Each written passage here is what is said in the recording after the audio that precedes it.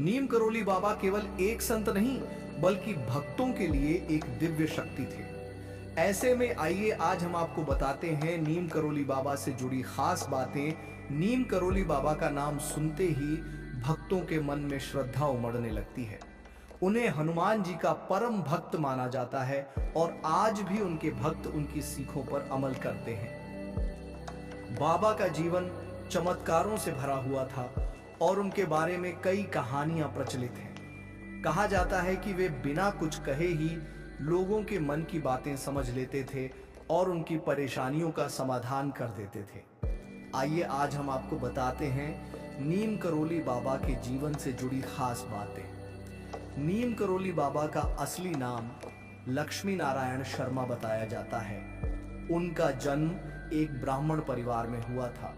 केवल 11 साल की उम्र में ही उनकी शादी हो गई थी, लेकिन उनका मन सांसारिक जीवन में नहीं लगता था। उन्होंने साधु बनने का फैसला किया और घर छोड़ दिया। हालांकि पिता के कहने पर वे कुछ समय के लिए वापस आए और परिवार की जिम्मेदारियां निभाईं। उनके 2 बेटे और 1 बेटी भी हुई, लेकिन आध्यात्मिक मार्ग की ओर उनका झुकाव हमेशा बना रहा।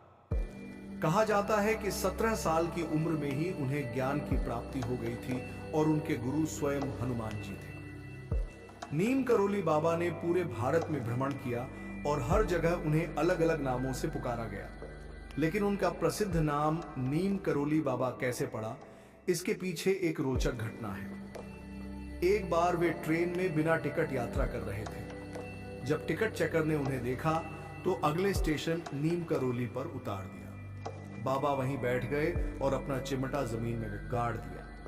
इसके बाद ट्रेन आगे नहीं बढ़ सकी।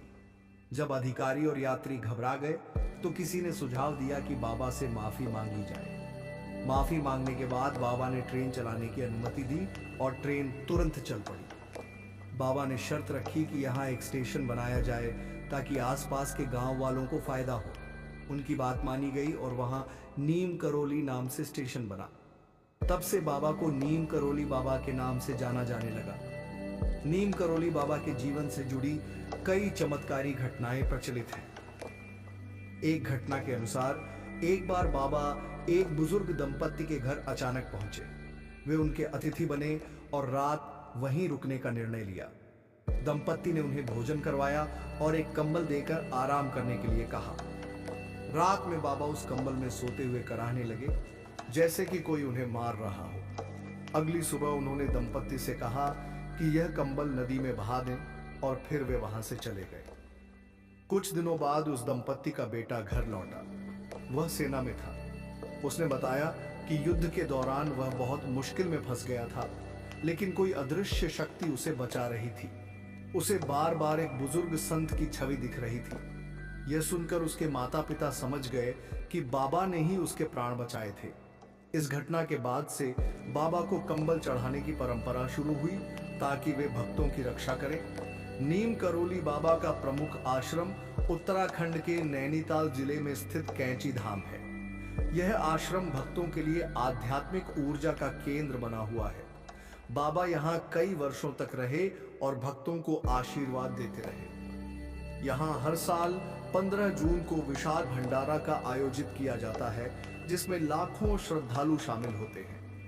नीम करोली बाबा के कई चमत्कारों की कहानियां भक्तों के बीच प्रसिद्ध हैं। एक बार कैंची धाम में भंडारे के दौरान घी की कमी हो गई। बाबा के कहने पर नदी से पानी लाया गया और जब उसे प्रसाद बनाने के लिए उपयोग किया गया तो वह घी में बदल गया।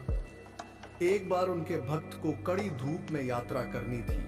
बाबा ने उसे आशीर्वाद दिया और रास्ते भर उसके ऊपर बादल की छतरी बनी रही, जिससे उसे धूप नहीं लगी।